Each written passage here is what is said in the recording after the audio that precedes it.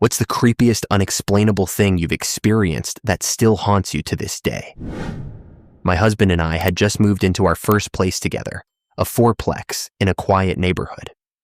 The first night was pretty uneventful, but I think it was the second morning when things got strange. My husband had already left for work, and I had the day off, so I slept in a bit. It was already daylight when I opened my eyes, and as I did, I saw the gray face of a young girl, maybe 8 or 9 years old, only about a foot from my own. She looked startled, and as she backed away, she faded. Weird. A few nights went by, and my husband, who is absolutely a non-believer, started waking me up and asking if I heard anything. We both began hearing cupboards closing, the TV turning on, footsteps going up and down the stairs. But since we had adjoining apartments, we figured it was just the neighbors. One day our neighbor, a nurse who worked nights, asked why we were running up and down the stairs all day. We told her we weren't home during the day. We both worked. Strange. My mother-in-law visited once and swore she saw a white mist come up the stairs and drift into a storage room. There was also a spare room we never used. It stayed completely empty the entire time we lived there, almost like we forgot it existed. Once, when we were both really sick with the flu, I was taking a hot bath to shake off a chill, and I could hear children playing. The bathroom was on the lower level and didn't have a window. I assumed that one was just the fever. The last straw came one night when my husband woke me up and we both watched the bedroom doorknob jiggle, as if someone was trying to open it. My husband got up to check, and we heard footsteps running up the stairs. That was it. We packed a bag and went to my parents' house that night. We called the landlord and tenant board to see about getting out of our year-long lease early. When she asked for a reason, I said, "You're not going to believe me," and told her about all the strange things happening. She said we weren't the first to report odd occurrences in that part of town.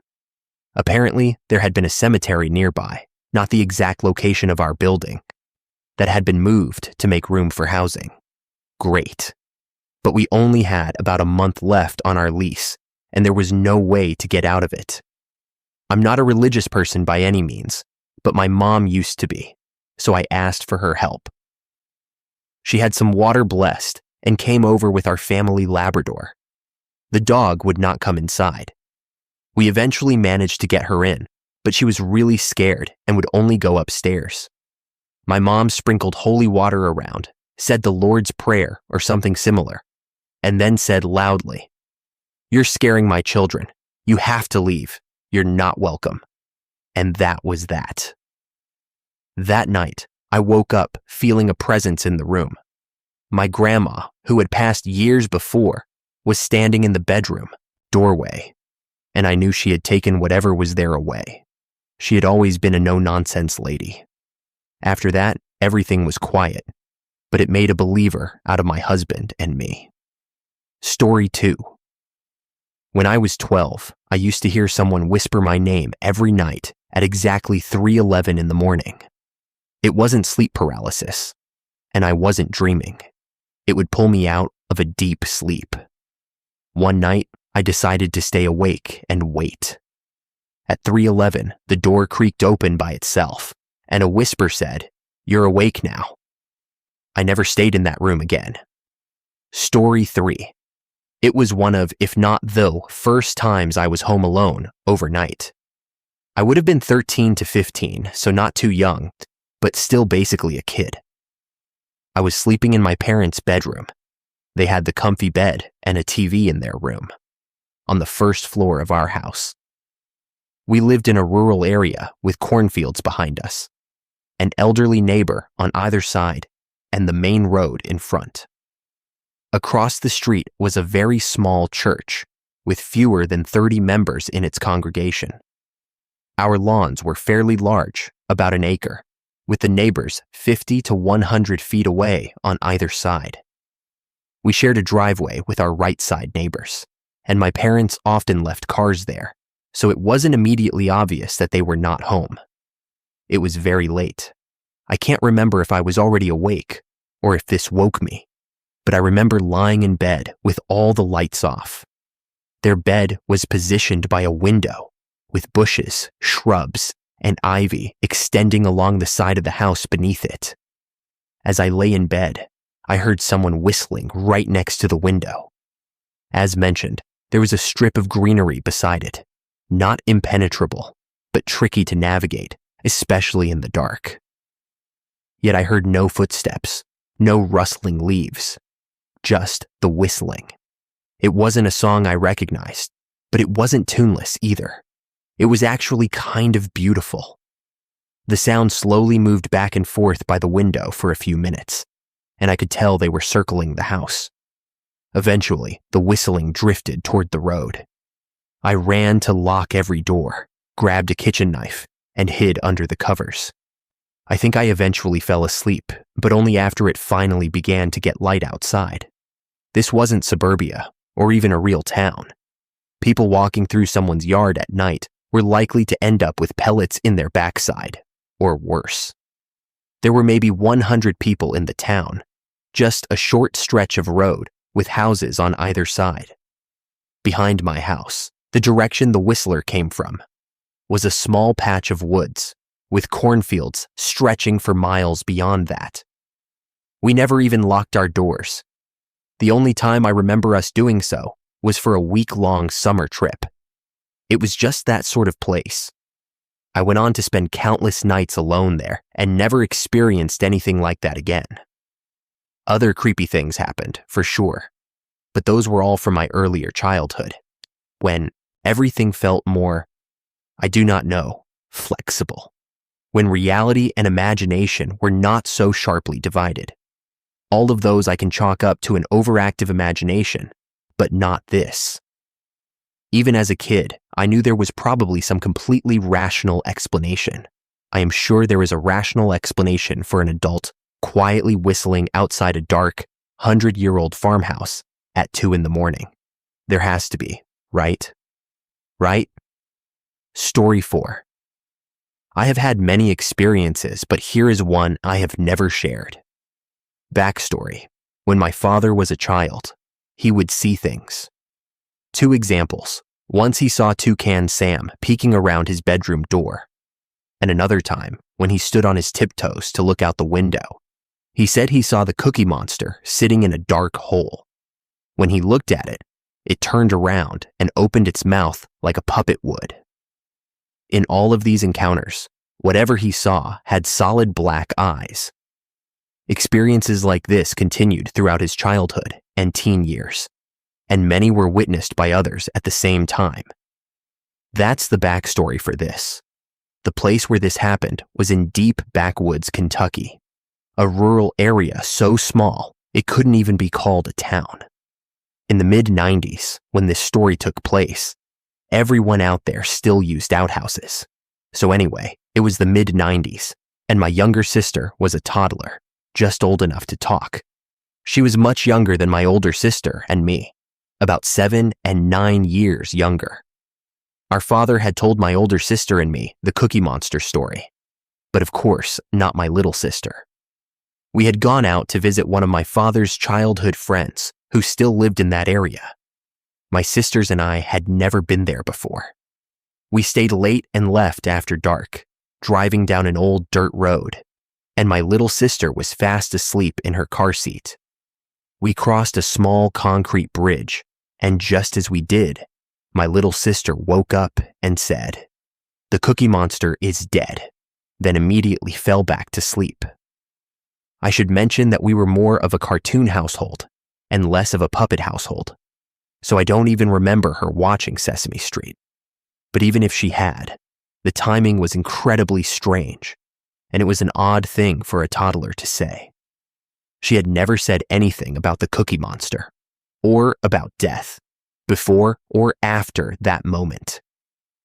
We were all freaked out for the rest of the night, and it still gives me chills 3 decades later. Story 5. In my childhood home, my bedroom was on the upper floor, connected to the master bedroom by a hallway that overlooked a spiral staircase. I can't remember exactly when it started, but I was little when I first began hearing the voices downstairs.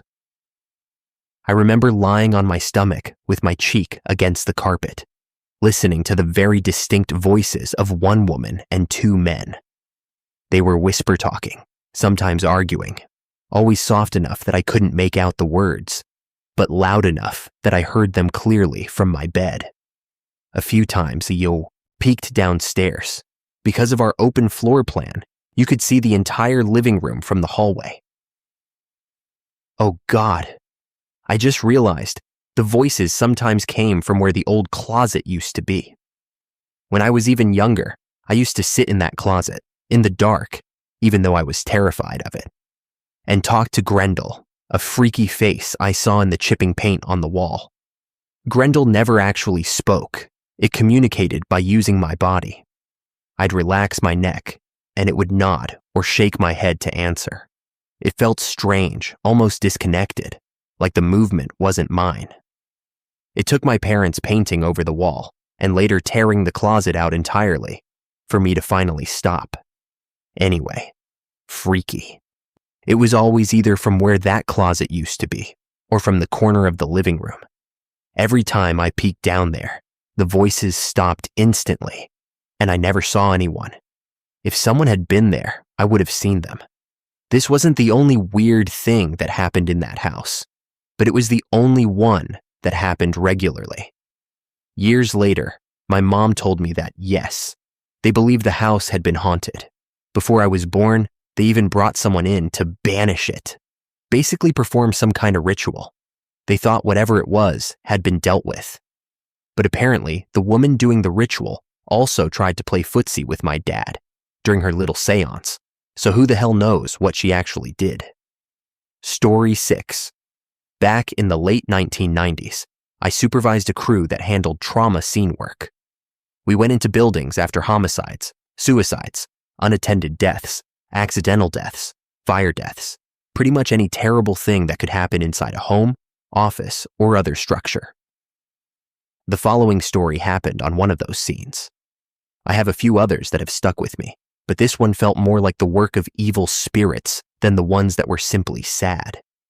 We often got dispatched with very little information, sometimes just vehicle damage to structure with fatality, or fire damage to structure with multiple fatalities. Other times, the notes were even more vague, like death inside home. We were dispatched to a single-family house on the outskirts of Los Angeles, a working-class neighborhood with homes built in the early 1950s. It wasn't a rundown area, just a quiet place where families lived their lives.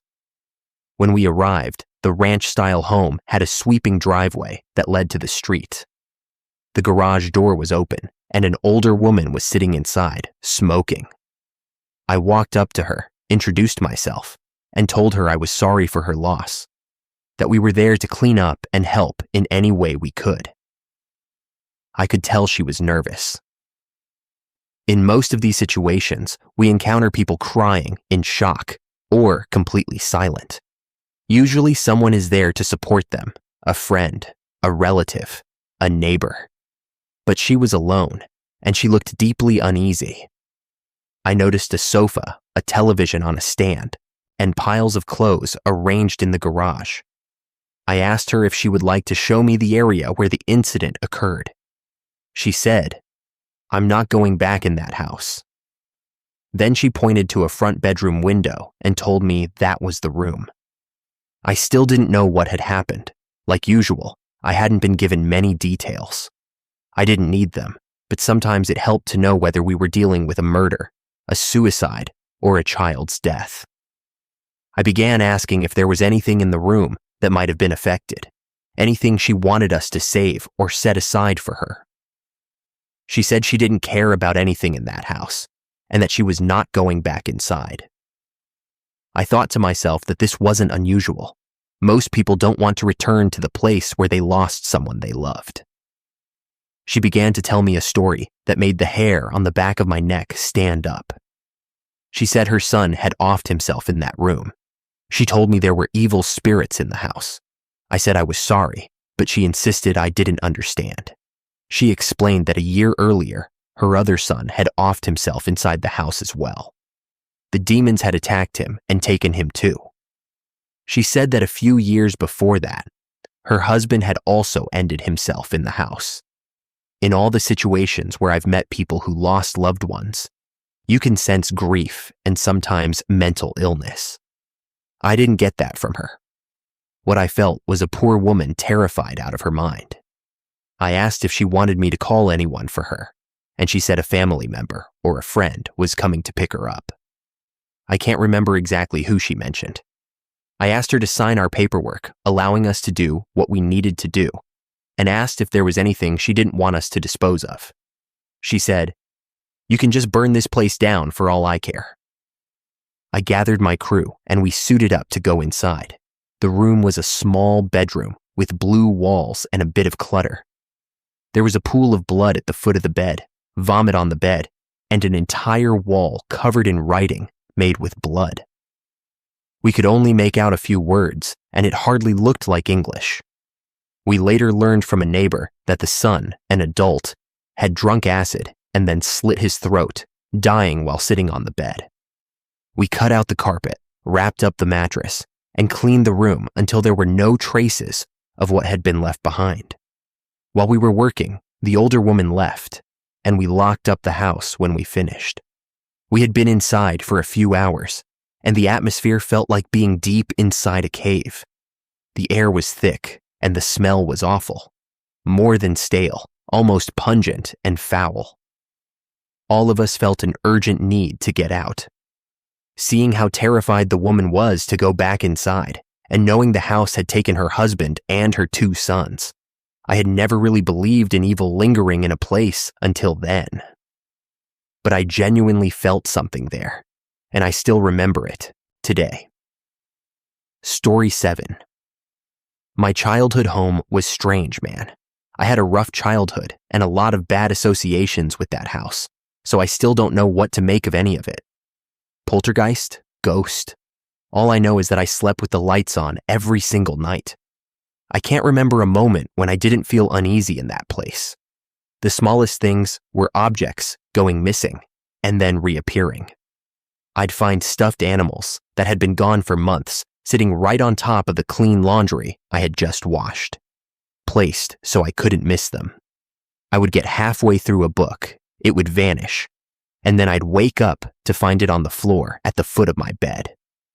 Kitchen tools were the worst. The shears or the good knife would disappear and reappear in the knife block whenever they felt like it. Forks would show up on random end tables. Once I was searching for my glasses, turned around, and they were lying on the floor directly behind me. I hated that. There was a patch of grass in the yard that looked exactly like a classic 3-foot by 6-foot grave-shaped rectangle where no grass would grow, no matter how carefully it was seeded. We lived on the site of an old railroad, and my father always said something industrial must have been dumped or buried there, but the feeling of being watched was intense.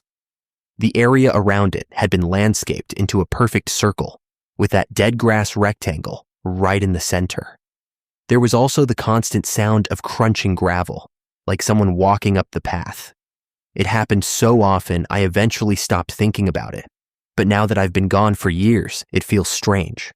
You'd hear the gravel crunching in a footstep-like rhythm, and then the porch swing would creak as if the wind were pushing it back and forth. Metal on metal, that distinctive rusty groan. Sometimes it went on for over an hour. Then it would stop. No one was ever out there, but the swing was always swaying, even though it sat under a covered porch near the house, protected from the wind. There was a mirror in my bedroom that my teenage boyfriend, now my husband, absolutely hated. He made me cover it with a blanket whenever he came over. It faced my bed, and I had always slept uneasily in that room. One night, I was asleep and must have uncovered it. I saw the quickest flash of a woman in a wedding gown-looking dress in the mirror. The angle made it look as if she were either floating or hanging. I made my parents furious by taking the mirror off the wall, but I was never messing with that thing again. When my now husband saw the mirror was gone, he said, "Did you see the lady?" Writing this now makes me feel a little sick. One last story, almost funny. It was just my now husband and me, both teenagers, upstairs, and doing things we shouldn't have been doing. We heard a feminine voice, what I assumed was my mom, yell, "Not a deer! Rosie wants out." Rosie was our dog at the time.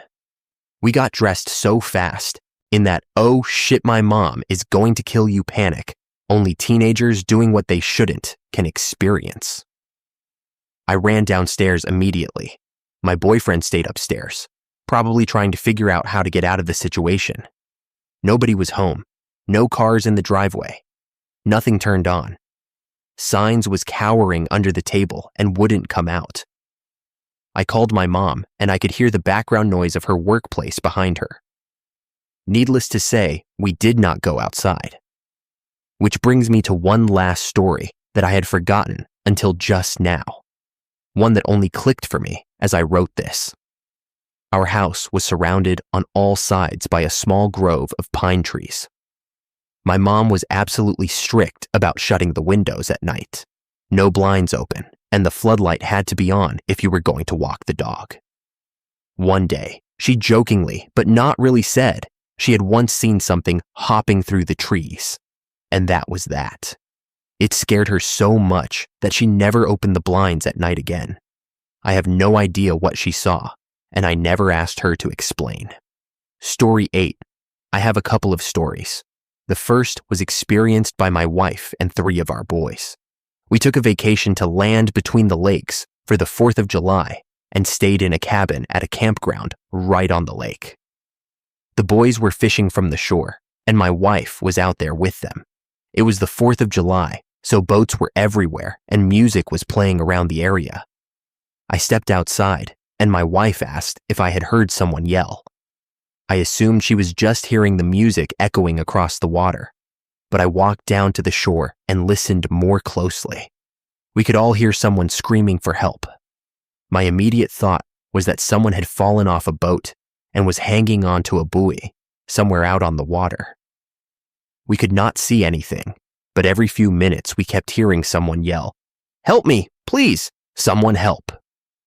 We called 911 and also got in touch with the campground management. The shouting continued every couple of minutes for the next 15 minutes or so. The sheriff finally came out after about 30 to 45 minutes. Nothing had been reported, nothing was found, just nothing. At that point, we were almost certain we had heard the final cries of someone who drowned. But still nothing. Absolutely nothing. We kept checking the news from that area for the next few weeks. No missing persons, no drownings, no reports of anything unusual. I still check from time to time, and there is still nothing. We also did not know about the paranormal history of the area, so we are almost certain we heard ghostly screams. The second one happened back in 2011, after I graduated. I moved into my old childhood single-wide trailer right beside my dad's house. We lived out in the woods in southern Indiana, so it was a very private area. It was late at night, and my now ex was asleep on the couch near the hallway, while I was sitting on the floor, messing around on my laptop. I heard footsteps coming from the hallway and assumed it was my dad. It wouldn't have been the first time he came over for some reason a little late at night. I looked over, and there was nothing there. Weird, but it was an old trailer, so I figured whatever. A couple of minutes later, I heard a clear "hey" right in my ear. My blood ran cold, and the hair on the back of my neck stood up. My eyes are getting teary just typing this. I jumped up immediately and moved to the other side of the living room, leaving my ex asleep on the couch. Because nope, absolutely not. There were other strange things that happened in that place and in that whole area. But that was the creepiest thing that ever happened to me personally. Story 9. Not unexplainable or paranormal, but creepy nonetheless. One of my earliest memories. I always assumed it was just a nightmare until I told my parents about it a few years ago. I was maybe 5 or 6. I remember waking up suddenly in the middle of the night because something was in my room. I opened my eyes. The room was very dark, with only a little light coming from a pole outside across the street. And in the corner, near my closet, was a crouched black shadow. At first, I thought I was seeing a chair piled with clothes or something, but my parents insist there was no chair in my room at that time. Either way, I could feel it looking at me, watching me. Then the shadow smiled, and I saw a mouth full of long yellow teeth, and then shining eyes in the dark. I just stared, frozen in absolute horror. As my eyes adjusted, the shape became clearer. It was about the size of a medium-sized dog, but it was definitely not a dog. It had long arms and long fingers, no neck, just a head set directly on hunched shoulders. I was so terrified. I remember crawling out of my bed and inching toward the door, keeping my back against the wall, watching it the entire time. And it watched me right back. It never moved, never stood up. It just tracked me with its head as I left the room. I closed the door behind me and went to the living room, where the TV was still on. I lay down on the floor in the light and slept there until morning. Years later, I was talking to my parents about random things, and I mentioned this memory. As I said, I had always assumed it was just a nightmare I'd somehow kept with me from childhood. But my mom gave me a strange look and said, "Oh wow, I cannot believe you remember that." I said, "Wait, what? That actually happened?" Of course, I was immediately freaked out. Then my mom said, "Yes, that was your great-grandmother's orangutan. She had been fostering her, and at some point during the night, she got out and went into your room. She loved you so much, she was probably just checking on you, and you locked her in." Imagine that. For all those years, I believed it was anything from a nightmare to a demon trying to steal my soul, when the whole time, it was just the juvenile orangutan my great-grandmother fostered for a few months when I was 5, sneaking into my room in the middle of the night. Story 10. I used to live in an old brick house for a fraternity back in my college days. At the time, I was the live-in president, and my room was right next to the porch where we always kept the lights on. One night, after staying up late into the morning with the boys, we were tossing around ghost stories, and the time-honored classic about the house we lived in came up. There were all sorts of myths. Someone digging up a skeleton back in the day, a woman in white, even a boy who appeared at night. I scoffed and laughed it off on my way to bed. I believed in the paranormal back then, but I had never experienced anything myself.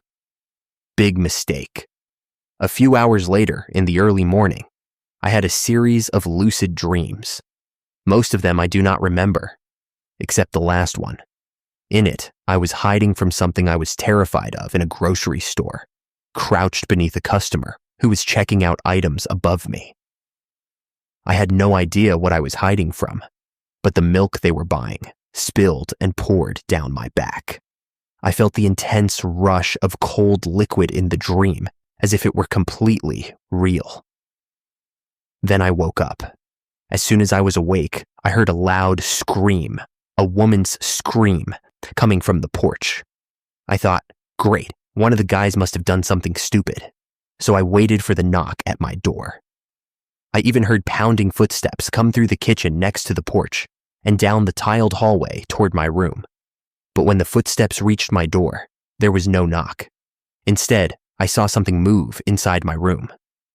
I turned and was immediately frozen in place, unable to talk, scream, move, or even breathe. What I saw was massive. A dark, pitch-black figure, shaped like a huge man, wearing a hat. He had no eyes and no mouth, but I could make out the faint outlines of a face, and it looked like he was wearing a coat. He leaned in until he was about 3 inches from my face and just stared straight into my eyes. I felt like I was choking. Then, after what felt like an eternity, he simply vanished. I could move again after that, and I felt like I had just run a marathon, completely and utterly drained of every bit of energy in my body. That was the first time in my life I experienced genuine terror, and it is a feeling I would not wish on my worst enemy. For the entire remainder of my stay there, I had frequent nightmares. I would hear knocking at my door, or breathing, or the sound of someone turning off the lights in the house when I was home alone. Other people started seeing it too, especially women, and it always seemed to happen after someone had a nightmare about everyone in the house being killed. When someone finally saw it during daylight hours, outside of its usual early twilight appearances, I said, "Screw it," and moved back home to my parents.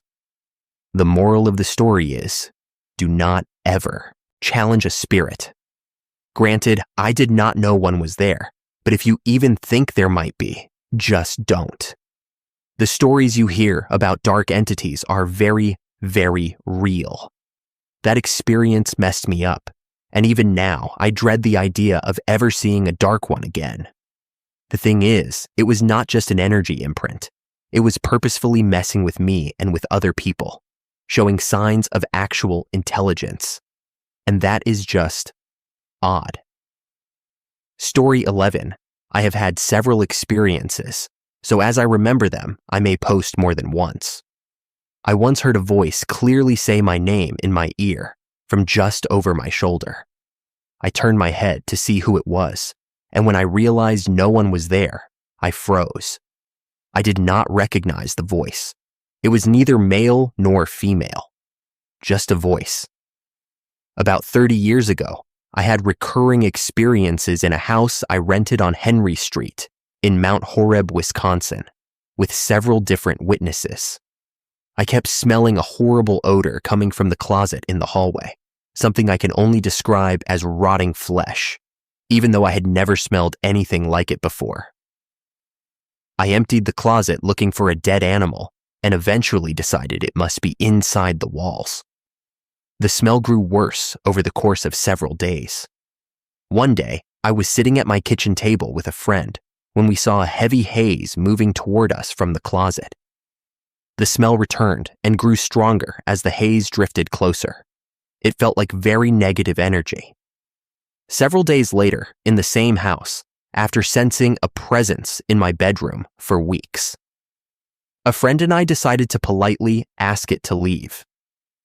As we sat on the bed with our eyes closed, speaking to it, something suddenly happened. We both felt a force swirl around us, like a small tornado. We could feel something brushing against our skin as it moved. It felt imposing and evil. We both screamed and bolted out of the room. Afterward, we confirmed that we had felt the exact same thing at the exact same moment. I moved shortly after. North of Tucson, around 2001, I was watching my parents' house while they were on vacation. No pets. No one else with a key. I stopped by every few days. One day when I arrived, the stereo was on and blasting music at an absolutely deafening volume. It took me a long time to figure out how to make it stop. There were no CDs in the player. The radio was not on. I do not even remember what was playing. As a child in northern Michigan, around 8 or 9 years old, I had a vivid memory of lying on my back in bed and seeing a huge female head floating above me. I can still picture it clearly. Short, sandy, curly hair. Very angry, yelling indistinguishable words at me with her finger pointed as if she were scolding me. She was extremely loud, and I was terrified. I don't think I could move. I don't remember whether I had been sleeping, but the room wasn't dark. I've never told anyone. Story 12. When I was 14, my parents and I took a trip to Los Angeles and stayed in a hotel. We didn't book anything expensive because we were only passing through, so the place was a bit run down, like the elevator sometimes wouldn't close. We stayed for a day and everything seemed fine, but it was at exactly 3:10 in the morning when the thing happened. You know how sometimes you wake up and instantly know the time, like you have an internal clock? I was exactly right when I checked. I had this uneasy, gut-clenching feeling, almost like I was paralyzed, even though I knew I didn't have sleep paralysis or anything like it, which made it even stranger. We were on one of the higher floors, and there was a community bathroom out in the hall. Then this laughing suddenly started coming from the ceiling, and I was freaking the hell out because my parents were still asleep. It resonated through the ceiling and the walls, a really faint, childish laughter. I honestly don't know what made me do it, but I went to the window and opened it because I had this strong sense that something wasn't right. I looked to my left and saw a woman open her window. I could only make out that she was wearing a nightgown, with brown hair falling forward and shielding her face. It was really dark except for the city lights, and I kid you not, she turned and jumped out the window. I swear to God, she jumped right in front of me, and I heard screaming on the way down. I immediately started screaming too, and my parents woke up. I told them what had happened, so we went straight to reception and they called the police. When the police arrived, they went to the spot where I said she had jumped and found nothing. No body, no sign of anything. They checked the room a couple of doors down from ours to the left, and it wasn't even occupied. We found out later, after we got home, that the hotel was the Hotel Cecil. It was the scariest situation I have ever been in. Story 13. I once had a dream that I was walking alone down a familiar dirt path toward a wooded area. Side note, the path felt familiar in the dream, even though I had never been down it in real life. As I walked toward the woods, that sense of familiarity shifted, and the path ended at an old abandoned cemetery beneath the tree canopy. The familiarity suggested the path should have continued, and the cemetery shouldn't have been there. I was drawn into the cemetery toward a specific grave. The detail was vivid. There was an old stone bench next to a sunken grave, and the headstone had an angel on top. A single pine needle hung from the remaining wing, suspended by a cobweb and drifting in the breeze. It was peaceful and quiet. I woke up immediately and felt like the dream was calling me back. I felt oddly connected to it. The jolt from waking was so strong that I decided to write the dream down. Fast forward a couple of years. I was considering buying a house with my girlfriend. After we arrived at a place we were seriously looking at, the realtor called to say she was running late. While we waited, we walked around the outside of the house. Behind it, we noticed a path cutting through the overgrown grass and leading into some woods. To kill time, we decided to follow the path toward the trees. As we walked along, enjoying the sun on my face, I was suddenly hit with an intense wave of déjà vu. I knew this place. As we reached the woods, there it was, the abandoned cemetery. It was the same cemetery from my dream. I told my girlfriend that I had visited this place in a dream and described specific details, right down to the pine needle. She thought I was trying to pull a stupid prank until she saw the sunken grave, the missing wing, the stone bench, and even the pine needle hanging from the angel's wing. She immediately walked back toward our car. The entire experience was a copy and paste of my dream, the only difference being that my girlfriend was there. Later that day, after we were back at my house, she asked how I had known all those details. I let her read the dream I had written down. I had described the path, the trees, the cemetery, and even the weather perfectly. She refused to ever talk about the experience again. That was around 20 years ago, and it still haunts me to this day. Story 14. I remember it vividly. I was around 11 years old. I loved reading and would stay up all night. I had a globe lamp that got progressively brighter when you touched it, so I kept it on the first dim setting. I would get in trouble for staying up so late, so I kept my door cracked open because I could see into the hallway and watch my mom's bedroom door. My younger sister also slept in my mom's room, so I usually had enough warning to pretend I was asleep. My stepdad was away on a business trip and wasn't supposed to come home until the next night. I was reading very late when I suddenly felt like someone was in the house. I looked up from my book just as the outline of a person walked past my door. I assumed it was my stepdad home early, so I said, "Hey, stepdad." The outline immediately paused, slowly turned toward my door, and came into my room. I felt absolute terror.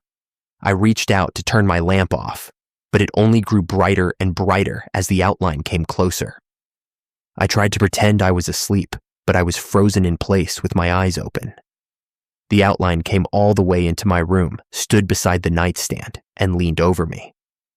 It was nothing but a swirling shadow shaped like a person.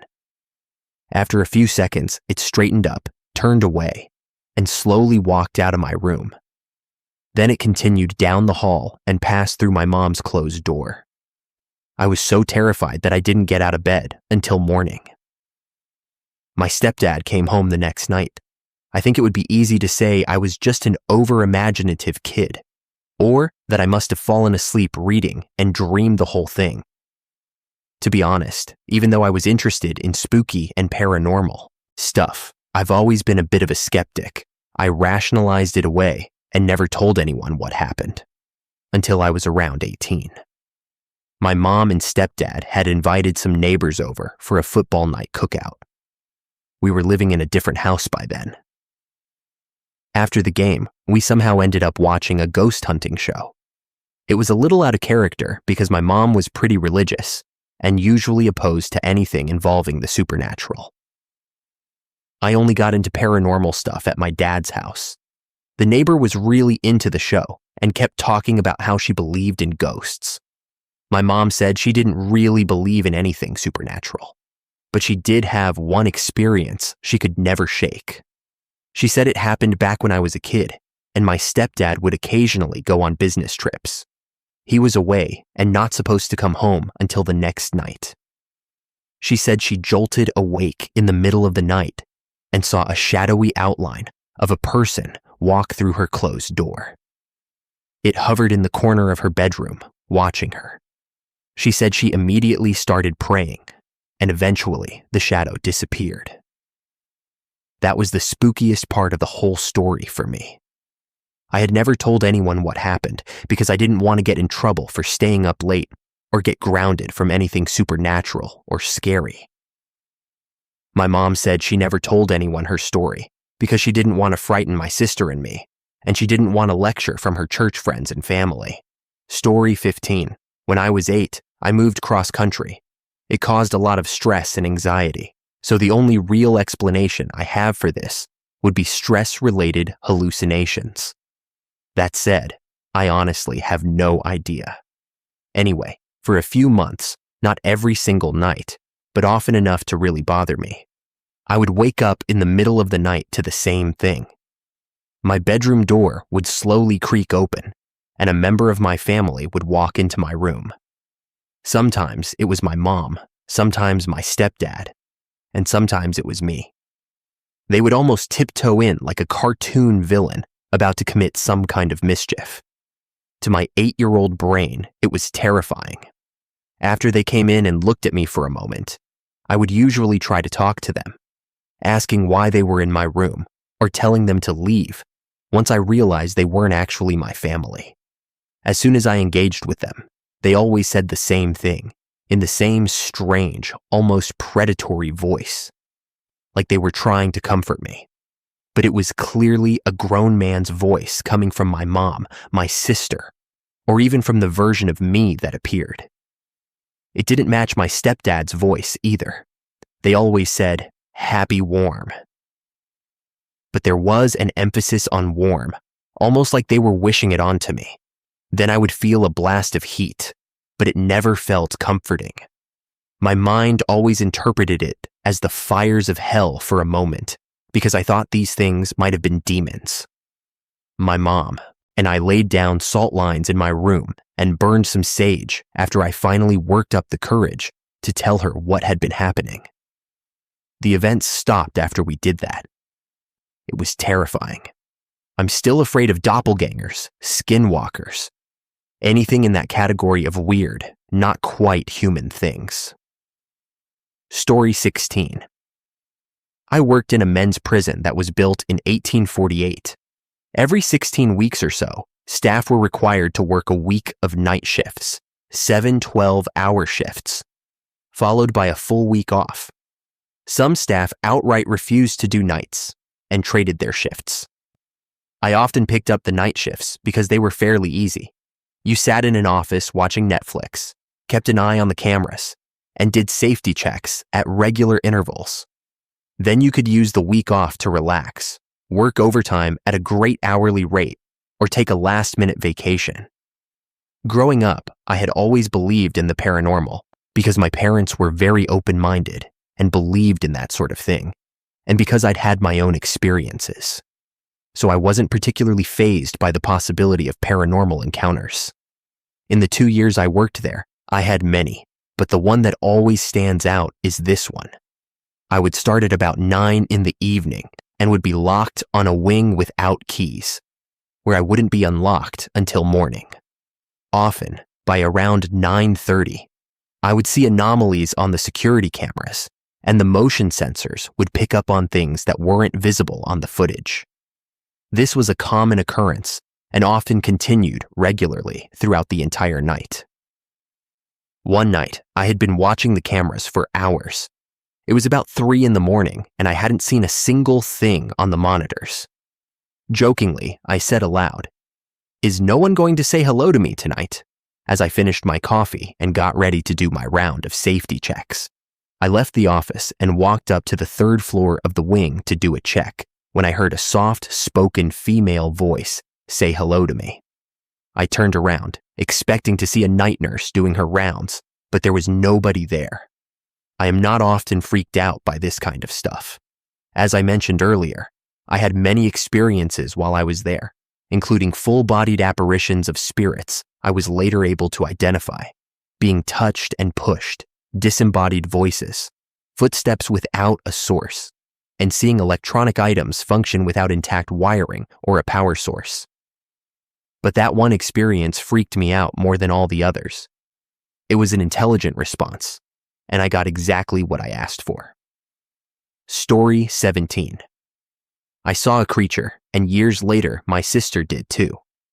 When I was about 5, I was sleeping in my bed when I woke up and saw what I can only describe as a lizard person standing at the end of my bed. He had the height and body shape of a man, bipedal with arms and legs, and was dark green with fine, smooth scales like a snake. He had no clothing, no genitalia, and pupils split like a cat's. His legs were set about shoulder width apart, and his arms were held straight out to his sides, like a T, think the Vitruvian Man pose. He smiled and stared at me. I closed my eyes, and when I opened them again, he was gone. Fast forward about 20 years.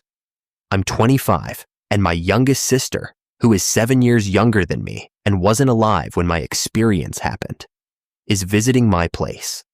We're telling ghost stories, and I ask her if she's ever seen anything strange. She thinks for a moment and then says that once, when she was about 5, she woke up in the middle of the night and saw the figure of a person standing in front of her window. Their legs were set about shoulder width apart, and their arms were stretched straight out to the sides in a T shape. Because they were standing in front of the window, the figure was backlit and appeared only as a dark silhouette. She ducked under the covers, and when she looked again, the figure was gone. Now her encounter happened in a completely different state, and more than a decade after mine.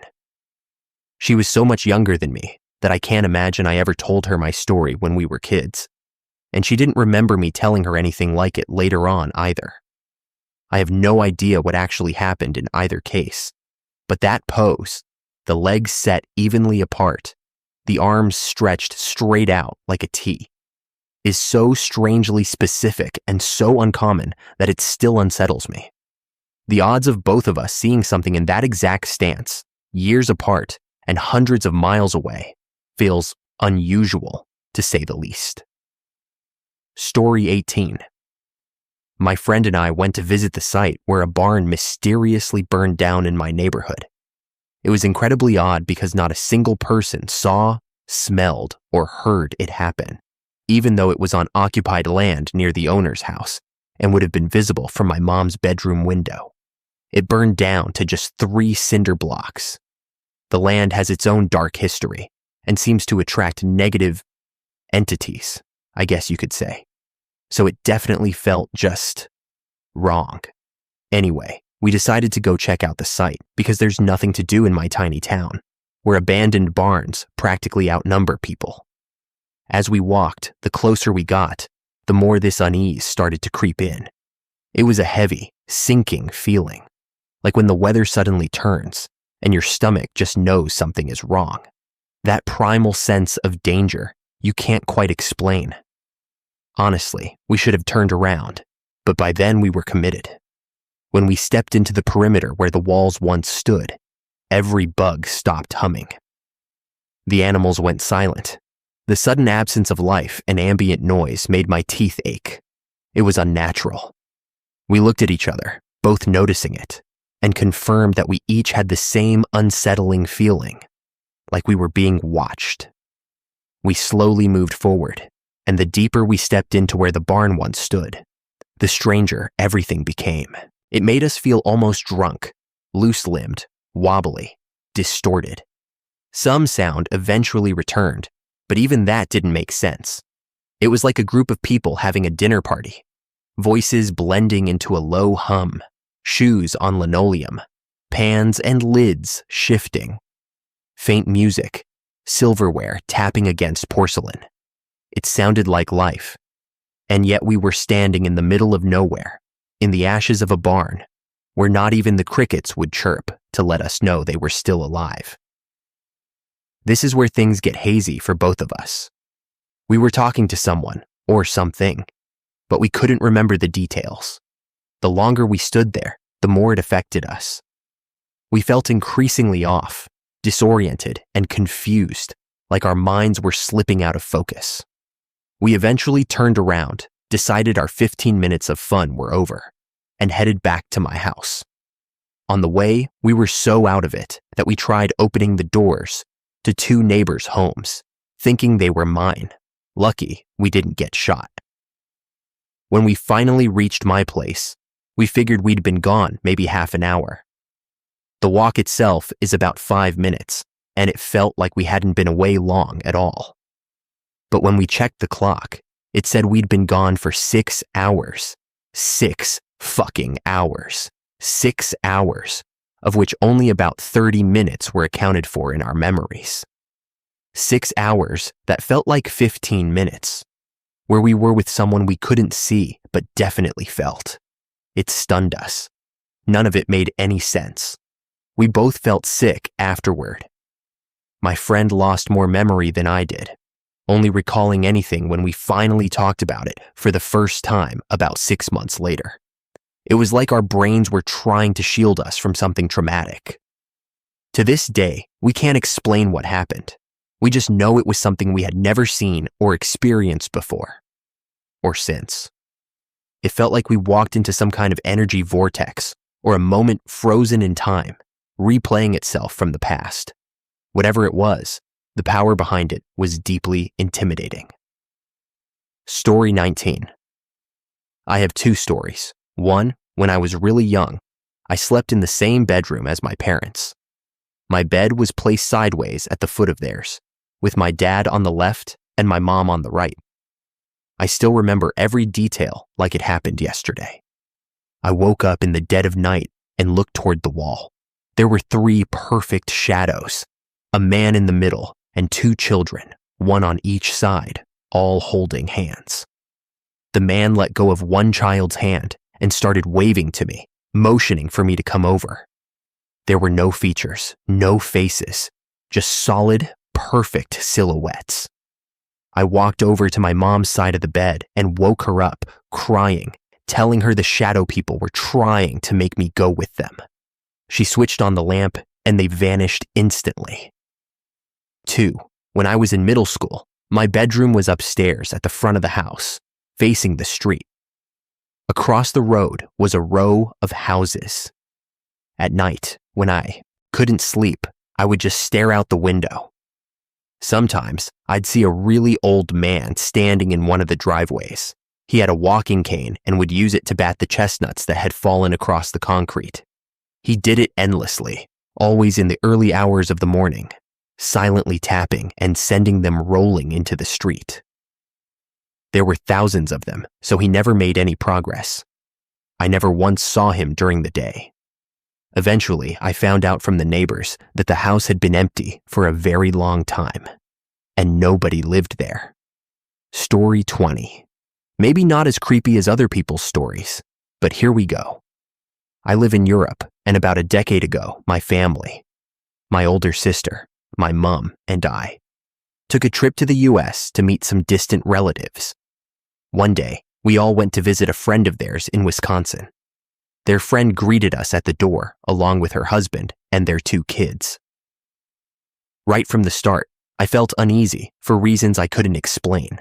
When the husband came over, he'd been mowing the lawn. My first instinctive thought was, why does this man remind me of Dexter? As for the wife, there was something unsettling about her too, though I couldn't pinpoint what. She seemed almost too perfect, like she was hiding something dark behind a wax figure facade. Anyway, as soon as we stepped inside, the bad feeling intensified, and I had a sudden urge to get the hell out of there. I've always been someone who struggles to act fake, so hiding my discomfort was nearly impossible. I remember feeling extremely reluctant when they asked to take group pictures, and I outright refused to interact with the woman. I was genuinely scared of her, even though I couldn't explain why. I was a teenager at the time, and the unease was immediate and visceral. Before we left the house, my sister and I both needed to use the bathroom, so I went first. Now this is where it gets even creepier. The moment I walked into the bathroom, a wave of dread washed over me, and it peaked the second I sat down on the toilet. Out of nowhere, I had this vivid image in my mind of someone who had unalived themselves by hanging, right there, in that exact spot. I even saw blood. It absolutely freaked me out. I finished as quickly as I could and bolted out of the bathroom. My sister went in next, and after that, we finally left the house. When we got home, my sister and I started talking about the visit. And here's the kicker. She had the exact same feelings and thoughts I did while we were in that house and interacting with those people. She felt the same overwhelming dread, and she had the same sudden graphic vision when she used the bathroom. To this day, we have no idea what any of it meant. We even asked around to see if anyone had ever died violently in that house, but apparently nothing like that had happened, or at least nothing anyone knew about. Story 21. This happened long time ago. One day, I went with one of my friends to his parents' house and noticed they had changed the front windows. They had gone from those tessellated, strange, and expensive windows back to the plain ones they had before. I told my friend that I liked the plain windows more and was glad they had swapped back from the tessellated ones. My friend, puzzled by my comment, told me they had never changed the windows. I thought he was joking, but I continued and explained how his mother had an accident with a pan that burned the kitchen. Since they had to replace the kitchen window, she had decided to swap all the windows. He cut me off like I was out of my mind and insisted that his parents' kitchen had never burned down. What was I even talking about? I refused to keep playing along with what I thought was his joke and just dropped it. A few months later, I arrived a little late to meet him and some friends. They were talking about a fire at my friend's parents' house. I was surprised it had happened twice, but my friend snapped, asking how I could possibly have known her mother was going to burn down the kitchen during an accident with a pan. Still confused, I answered, "You have told me this story several times. I only knew because you told me." Frustrated, my friend let it go, and that was that. Until the next day, since we were on the weekend, when I saw him again. He looked pale as a ghost, mumbling something. I got closer, and finally I could hear him. "My mother wants to change the windows, those weird tessellated ones," and my father agreed. To this day, I have no idea what was going on. From my point of view, my friend had told me that story several times. It felt like common knowledge, but apparently it had never happened, and somehow I remembered something completely out of order. Story 22. My mom and I had just moved to a very rural town in Northern California, with only about 1,700 people. The closest town was roughly 5 miles away. My mom didn't have a car yet, and the bus only came once a day. It was real rural. We both loved walking, so we decided to walk to the nearby town. I needed a few things from the store, so off we went. The walk there was easy. It was still light out, and we shopped and had dinner at the local restaurant. By the time we started heading back, the sun was setting. The only route there and back was along the highway. We walked, and by the time we were not even halfway home, it was pitch black. It was late in the year, the kind of time when it gets dark, around 6 or 7. Since it was such a rural area, there were no lights along the highway at all. The only illumination came from the occasional passing car. We didn't mind the darkness. We just kept talking and walking. And honestly, I remember feeling completely safe, not scared at all about walking in the dark. About a third of the way back, 2 kids from a nearby neighbor pulled up and asked if we wanted a ride. We accepted because we were tired and it was getting cold. Once we got in the car, the boy asked, "And what about your dad?" My mom and I looked at each other, confused about what he meant. The sister, who was driving, saw our faces and repeated the question. "What about your dad? Doesn't he want to ride too?" I answered, "I don't have a dad. It's just me and my mom walking." The siblings looked at each other and their expressions suddenly turned serious. Then she asked, "So, who's been walking with you guys?" My mom and I started to feel uneasy. We told them that no one had been with us. It had just been the 2 of us the whole time. The girl explained that on their way to town, they had seen us walking along the road. Since there was no sidewalk, we had to walk single file, so I was in front of my mom. She told us that there were 3 of us, a tall man, my mom, and me in the front. When they drove back from town, they saw us again, still walking, all 3 of us. Even when they pulled over, the man was still standing behind my mom. That was why they asked if my dad wanted a ride too. They assumed he was walking with us the entire time. They said he looked like he was part of our conversation, and he looked happy. My mom and I knew without a doubt that no one had been following or walking with us.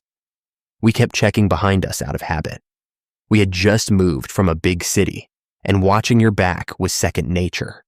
On top of that, there were so many dried leaves along the highway that we would have heard someone's footsteps if anyone had been behind us, especially as close as the kids said the man was. The boy got out of the car with a flashlight to look around and see if he could find the man, but there was nothing. Nowhere he could have gone, nowhere to hide. We all got back in the car and drove the rest of the way in complete silence. Story 23. I was on holiday in the Middle East, staying in our 3-story house. The mainline electricity had just come back on, and I was asked to turn off the generator, which was on the roof. To get up there, you go through the 2nd-floor balcony and up a metal stairwell. I turned off the generator and started heading back down when I caught something in the corner of my eye near the entrance back into the house on the 2nd floor. I turned and I saw it standing there, not looking at me, but staring straight ahead at the wall behind us. I remember very clearly telling myself not to take my eyes off it, because this was either the world's best hallucination or proof of something entirely different. As soon as that thought finished forming, my legs turned to jelly and I lost my balance, slipping down the stairs and only managing to steady myself by grabbing the railing. I looked back and it was gone. It had been very tall, about 2 meters, slightly taller than an average door. Its body was covered in a black robe or cloth. Its face and skin were pink and white, almost as if the flesh had melted, and its eyes, piercing red, like bloodshot eyes, so intense that from 3 meters away, you would see mostly red, though some white was still visible, were staring straight ahead, not at me. From what I remember, I could not sleep for the next few days and would only pass out from exhaustion after trying to stay awake through the night. There were also a few times when I had dreams that eventually came true. About a year later, I dreamt that I was sitting in the back of my father's car with my cousin in the front passenger seat and my dad in the driver's seat. We were parked in front of a mosque. The next day, my grandmother died, and I found myself in that exact moment again as we prepared for her funeral. I still cannot shake this experience, and it is the only reason I am not an atheist. Story 24. All right, I'll get this off my chest. I'm a total skeptic. I don't believe in the supernatural. But this happened to me, and I can't explain it. It was over 15 years ago. I was asleep in my bed when I slowly woke up to the sound of a woman stifling a laugh. My first thought was that my girlfriend, my wife now, was quietly laughing at something on her phone. Then I remembered she hadn't slept over that night. This was before we lived together. She had her own apartment and had stayed there because of an early work commitment, so I threw myself out of bed and turned on my bedside lamp. And there was no one there, of course. I told myself it was just a remnant of a dream. Nothing more. I figured I should go to the toilet. Maybe that was why I needed to wake up. So I crossed the bedroom, went into the attached bathroom, used the toilet, washed my hands, all in the near dark. The light from the lamp barely reached the bathroom. When I walked back into the room, a woman, a stranger, was standing at the foot of my bed. She wasn't moving. It looked like she was wearing jeans and a short-sleeve shirt. She was there. I leapt across the room to turn the lights on. I hit the wall hard, but I was watching her the whole time. She was there in the dark. And then, as soon as the lights came on, she was gone. I immediately dove to the ground to look under my bed, absolutely convinced I was going to see her down there. But there was nothing. I remember holding my breath and running my fingers through my hair. It genuinely felt like I was about to crack up. I checked the whole house. Nothing. It's strange to think about now. Nothing ever happened after that. Zero spookiness. And no, there wasn't a chair with a jacket thrown over it that might have looked like a person in low light. Nothing like that. She was standing just to the side of my bed, at the foot of it. That spot is just a blank wall. There's nothing there that could cast a shape. Maybe I was sleepwalking. Maybe. But I remember turning on the lamp because I was scared. I remember looking and not seeing a strange, laughing woman beside me in the bed. I remember going to the bathroom, washing my hands, thinking I was being silly for getting startled by a nightmare brought on by needing to pee. So I really don't think I was sleepwalking. And I've never had any hallucinations. I've never taken psychedelics either, even though they sound fun. So where does that leave me?